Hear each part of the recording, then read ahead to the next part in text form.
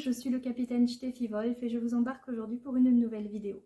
Dans cette vidéo, il s'agira pour moi de faire un petit bilan de tout ce que j'ai pu lire pendant l'année 2021.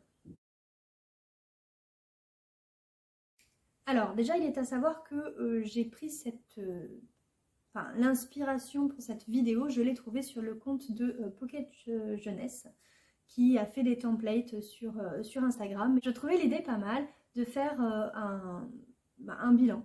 Voilà, j'aime bien les bilans de toute façon, donc forcément là, ça me plaisait. Alors j'ai enlevé certaines choses et puis j'en ai ajouté d'autres, notamment le nombre de livres que j'ai pu lire en 2021. Alors à ce jour, j'ai pas encore tout à fait fini le bouquin que je suis en train de lire, mais j'ai bon espoir, hein, on est le 30, il me reste moins de 100 pages, donc ça devrait le faire. Donc si je le compte, j'ai lu 53 livres, que ce soit romans ou BD, et même cette année je crois, oui c'est cette année j'ai lu un manga. Donc voilà, je compte les livres vraiment, qu'ils soient romans, novellas, BD, manga, du coup tout. Donc 53, ce qui fait en gros un par semaine. C'est pas mal, franchement, j'ai lu plus, mais on est quand même dans une bonne moyenne, je trouve. Alors, évidemment, on va commencer par le must du must, le top 3. Alors autant vous dire que trouver seulement 3 livres qui m'ont vraiment plu, ça a été compliqué parce que j'ai eu pas mal de coups de cœur. Ça a été une excellente année en termes de lecture. Très peu, parce que moi je note mes lectures, et très peu ont eu des notes en dessous de 16 sur 20.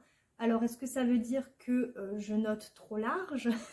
Croyez-moi, c'est vraiment pas mon cas, hein. Je sais, je suis prof et mes notes sont souvent plus basses que celles de mes collègues. Donc ça ne doit pas être ça. En revanche, je pense que c'est simplement que j'arrive à mieux viser quel genre de lecture me plaît ou va me plaire. Toutefois, on aura quand même un flop 3 aussi parce que des fois ça ne matche pas quand même. Malgré tout ce qu'on veut, tout ce qu'on peut y faire, des fois ça ne marche pas. Bref, mon top 3. Le premier roman, alors je l'ai fait dans l'ordre en fait de lecture. Le premier roman dont je voudrais vous parler, c'est un roman numérique.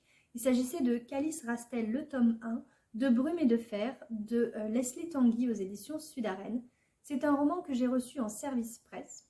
Je vais le préciser à chaque fois parce que vous pouvez vous dire, ah ouais, les services presse, c'est facile d'en faire des coups de cœur. Oui, bon écoutez, il se trouve que l'un de mes top 3, c'était un service presse. Je ne m'attendais vraiment pas à aimer autant ce roman quand je l'ai demandé en service presse. Alors il s'agit de ma maison d'édition, Sudarène. Vous allez voir, j'en lis quand même pas mal, qu'il soit service presse ou pas. Ça, c'était mon premier. Et j'ai vraiment énormément aimé l'univers que développe Leslie Tanguy dedans. Un univers de fantasy qui reprend les mythes et légendes celtiques. Et ça m'avait vraiment beaucoup plu. Voilà. Mon deuxième coup de cœur, c'est celui que j'ai qualifié de livre doudou depuis que je l'ai lu. Je l'ai lu en 2 soirs et vraiment j'ai adoré. Il s'agit de Grimoire Noir de Yana Bogac et Vera Grinty aux éditions Glénat. Alors c'est un roman graphique, mais un roman graphique qui est juste magnifique, merveilleux.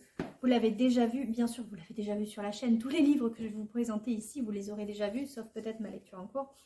Donc, voilà. Le Grimoire Noir, il est juste magnifique.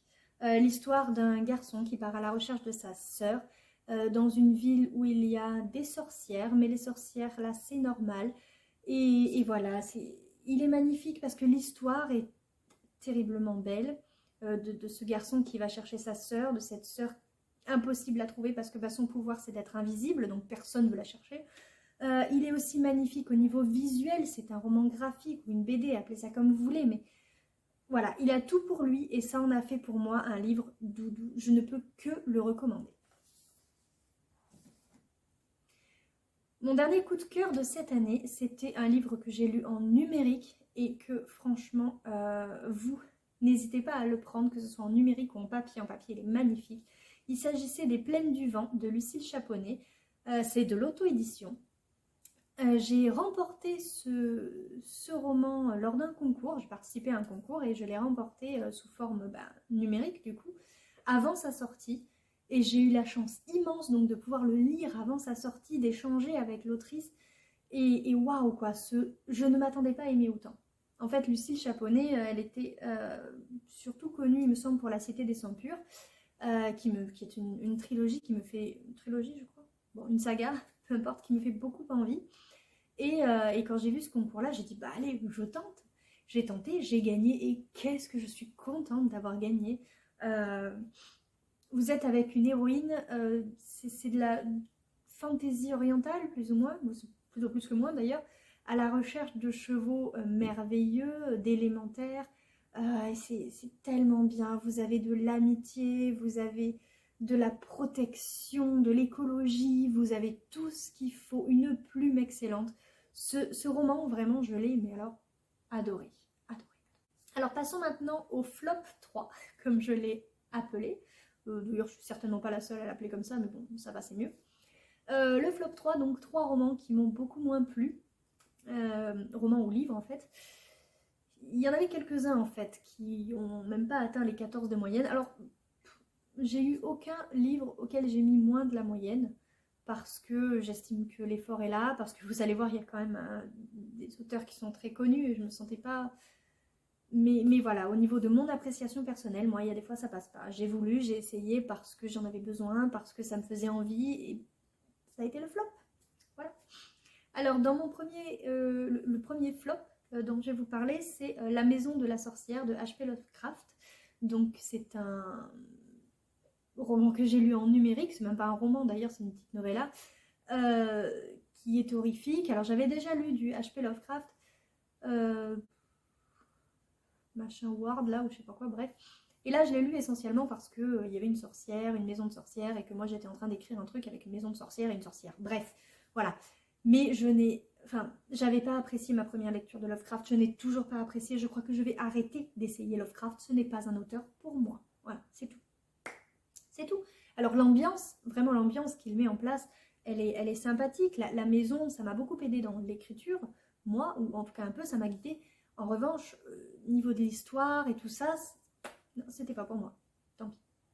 Pas grave, hein, c'est comme ça. Alors, mon deuxième flop 3, c'était Le Trésor des Montfaucon de Adé Martel. C'est un auto-édité. Alors, Adé Martel, j'avais lu quelque chose d'elle l'année dernière, il me semble, que j'avais beaucoup aimé. Je ne retrouve plus le titre. Les larmes de Sahel. Voilà, c'était Les larmes de Sahel que j'avais beaucoup aimé. Et là, elle a toute une trilogie sur le secret du faucon. Et moi, je m'étais dit, bah, j'aimerais bien démarrer cette... C'est pas une trilogie d'ailleurs, c'est une pentalogie, je crois. C'est une belle saga. Je m'étais dit, j'ai envie de découvrir cette saga, sauf que je sais pas dans quoi je me lance. Il y a quand même 5 bouquins, 5 ou 6 tomes. Voilà. Donc, lisons cette nouvelle qu'elle nous propose de manière inédite et gratuite. Je n'ai rien compris. Enfin, j'ai rien compris. Pour moi, il y avait trop de personnages, pas assez développés. Alors oui, c'est une nouvelle. Évidemment que les personnages ne peuvent pas être développés. Mais à ce moment-là, il ne faut pas en mettre autant. Oh, bah, c'est mon avis personnel, mais voilà. Moi, du coup, ça n'a pas passé. Et c'est dommage parce que j'avais adoré les larmes de Sahel, le premier tome que j'avais lu. Je dois encore lire le deuxième et le troisième. Et voilà. Bon, mais ça, c'était un flop. C'est tout. Le dernier flop que j'ai eu, le dernier dont je vais vous parler, c'était L'homme qui regardait pousser les tomates de Damien Verret aux éditions Nombre 7. Alors c'est un roman que j'ai lu en papier, que j'avais acheté pour offrir. Moi quand j'achète pour offrir, je lis toujours d'abord. Parce que le pitch me rappelait quelqu'un, la personne à laquelle j'ai offert ce livre. Et puis même l'histoire générale, je me suis dit, ouais, ça pourrait me plaire et tout. Et puis moi j'aime bien les combis VV. Et pour l'histoire... Le héros de ce petit roman sillonne la France en fait à bord d'un combi Volkswagen. Et voilà, moi ça c'est mon cadeau de Noël. Je tenais à le montrer parce que je trouve que ça fait bien avec, le roman. Le truc c'est que, alors c'est pas du tout sponsorisé, c'est pas de la pub, hein, de toute façon vu le nombre d'abonnés que j'ai on s'en doute. Le truc c'est que ce qui m'a déplu déjà c'est que j'ai trouvé pas mal d'incohérences. De défauts au niveau de l'orthographe. VV, ça s'écrit un V et W, Volkswagen. Eh bien, l'écrivain a écrit Volkswagen avec 2 V. enfin 2W du coup, pardon. Et ça m'a profondément énervée en tant que prof d'allemand évidemment et amatrice de Combi Forway. Quoi d'autre? Oui, dans ce roman, on retrouve une prof et franchement, bah, c'est pas ça la vie de prof, quoi. Enfin, il nous décrit une vie qui n'est pas une vie de prof, ou alors elle a même pas un mi-temps, quoi. Parce que cette année, je suis à mi-temps et ça correspond même pas, quoi. Enfin, c'est temps partiel, c'est même pas mi-temps. Mais voilà, il y avait des choses impossibles. Et ça m'a énervé. Mais le pitch de base était intéressant. Le fait d'un homme qui va à travers la France, qui s'intéresse aux gens, qui parle avec eux, tout ça. Vous avez quand même une réflexion sur la société d'aujourd'hui qui était vraiment pas mal. Mais voilà, pour tout le reste, tout le reste c'était mieux. Alors ensuite, parmi les petites choses, il y avait le premier livre lu en 2021. Alors mon premier livre lu, c'était Zenlia, le tome 1, de Marine Stengel aux éditions Elixiria. C'est un roman que j'ai lu en papier, mais que je n'ai plus, c'est pour ça que vous avez l'image, parce que ben, lui aussi aurait pu rentrer dans mon flop 3. mais voilà, ça n'a pas été la meilleure lecture. En fait, en début d'année, les 2 premières lectures que j'ai eues, c'était pas top non plus. Je les ai pas mises dans mon flop 3 parce que c'était pas les pires. Mais voilà, donc ça c'est le premier livre que j'ai lu avec une histoire d'elfes, de guerre, de magie. Alors pour qui aime les elfes, etc., c'est pas mal. Moi j'aime bien, mais j'y ai trouvé trop de clichés. Voilà, c'est tout, on va pas s'apesantir là-dessus. Ensuite, le dernier livre lu, alors comme je vous dis, je suis encore en train. Il s'agit du premier tome de la trilogie de Willstadt. Là, vous voyez l'intégrale. Le premier tome, c'est Les ombres de Willstadt de Pierre Pével. Et autant j'ai eu un peu de mal à rentrer dedans, autant là, ça va. Alors par contre, il est à savoir que c'est un polar. Voilà, moi c'est ce qui m'a surpris. En fait, je pensais lire de la médiéval fantasy classique. Et en fait, c'est quand même assez tourné polar, quoi. Voilà, c'est ce qui m'a un petit peu dérangé au début, mais voilà, ça passe. Ensuite, moi qui choisis toujours, non trop souvent, mes livres en fonction de leur couverture, alors pas que, hein, mais j'aime, c'est vrai, j'aime bien avoir de beaux livres. L'une des catégories proposées par ce tag, plus ou moins, était la plus belle couverture, donc j'ai acheté en 2021, de livres, donc bon, bref. Et il s'agit d'un livre que j'ai eu aux éditions du Chat Noir, Les Brumes affamées, de Don Kurtagish, et la couverture est de Mina M. Alors j'aime beaucoup tout ce qu'elle fait de manière générale. Mina M, je trouve qu'elle a beaucoup de talent et on reconnaît également sa patte. Il y a 2 illustrateurs comme ça que j'aime énormément. Et Mina M, c'est celle que j'aime le plus. Voilà. Et voilà, j'adore cette couverture. Ce roman, c'est une réécriture du mythe de Faust. Voilà. Et j'ai beaucoup aimé aussi, j'aime énormément la plume de Don Kurtagish, donc ce livre avait beaucoup de choses pour me plaire, je ne l'ai pas acheté donc que pour la couverture, mais matez-moi là, quoi. Elle est magnifique. Alors ensuite, les sagas terminées. Alors il y avait la saga terminée, mais il se trouve que moi en 2021 j'ai terminé 2 sagas, alors c'est 2 trilogies. La première, je vous la montre ici. C'est une trilogie donc en allemand, Die 13. Fee, de Julia Adrian aux éditions Drachenmond Verlag. Verlag, ça veut dire édition, mais bon, bref. Donc la 13e fée. Alors, le dernier tome, il aurait aussi pu aller dans mes flops. Mais alors, c'est une réflexion, le dernier tome, plus sur l'écriture en soi, la lecture, les contes, etc. Donc, en ça, c'était intéressant.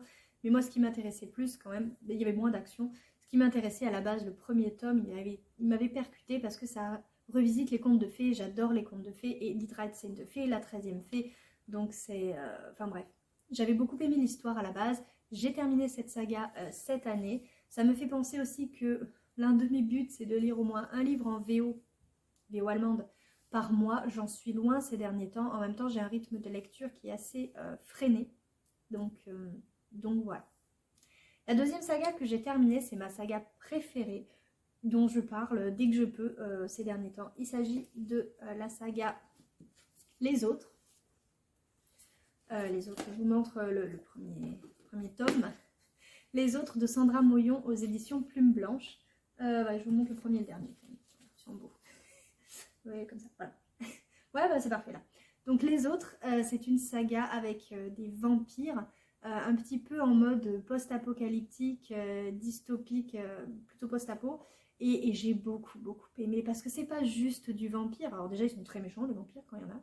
C'est pas celui dont on va tomber amoureux, même si on peut en tomber amoureux. Et il y a quoi d'autre? Il y a des réflexions sur la vie. Le premier tome est tellement percutant. Bon, je l'ai lu lui l'an dernier, mais c'est... On parle de maltraitance, on parle de tellement de choses, de la famille, de l'amitié. C'est une saga vraiment que je recommande, mais à 1000%, comme on dit. Hein. Voilà, donc je l'ai terminé cette année. J'ai lu 2 tomes, le tome 2 et le tome 3 cette année. Et ma foi, j'ai adoré. Donc si vous pouvez, lisez les autres. Ils ont sorti une magnifique intégrale chez Plume Blanche. Je vous mets l'image ici. Elle est très belle. Alors, bon, j'avoue que je préfère avoir les 3. Moi, j'aime bien. Les intégrales, bon, j'ai acheté celle de Père Pével, mais j'aime bien avoir les tomes séparés. Bref, je suis très contente d'avoir fini cette saga. Elle est superbe. Je ne peux que vous la recommander. Ensuite, il était question de maison d'édition. Donc, la maison d'édition que j'ai le plus lue.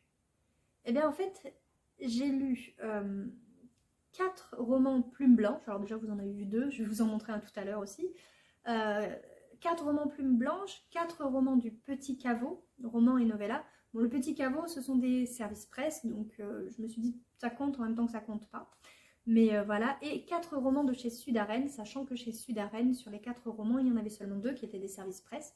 Donc vous voyez, c'est peut-être ma maison d'édition, mais aussi, je m'y intéresse pas seulement en tant qu'autrice, mais également en tant que lectrice. Ils font, je trouve, de bons romans quand même, en fantasy fantastique, voilà. Mais en fait, les livres que j'ai le plus lus sont des livres auto-édités. Parce que j'ai lu sur cette année 7 livres auto-édités. Donc vous voyez, les maisons d'édition... que je lis le plus sont de petites maisons d'édition et finalement ceux que j'ai lus le plus cette année en 2021, ce sont des auteurs auto-édités et j'ai bien aimé parce que, mis à part le flop dont je vous ai parlé tout à l'heure, ça a été de très bonnes, voire d'excellentes lectures. Je vous dis, il y avait un top dedans aussi quand même. Et voilà, puis je vais vous en montrer un tout à l'heure également. Voilà. Donc, maison édition le plus lue, en fait, ce sont des auteurs auto-édités. Parce que moi qui étais très réfractaire à ça, qui avait toujours peur un peu de... voilà, enfin toutes ces peurs qu'on peut avoir auprès de l'auto-édition, et ben là franchement, non. Il y en a, ça vaut le coup, faut y aller, faut tenter. On peut être déçu en maison d'édition, on peut être déçu en auto-édition, alors ma foi, faut tenter. Ensuite, ma plus grosse surprise, ça je l'ai rajouté, ça faisait pas partie du tag, mais je l'ai rajouté. Ma plus grosse surprise, c'est La pelote d'épingle de Cécile G. Cortès aux éditions du Chat Noir. D'ailleurs, édition du Chat Noir, j'en ai lu 3 bouquins, j'ai vu, donc vous voyez, on est vraiment... Et alors là, ils vont faire des parutions, mon pauvre. Bref. Hier soir, j'étais sur un live du Chat Noir, et enfin, j'ai suivi un live du Chat Noir, et quand j'ai vu tout ce qu'ils avaient prévu pour 2022, j'ai dit non, j'ai pas de sous.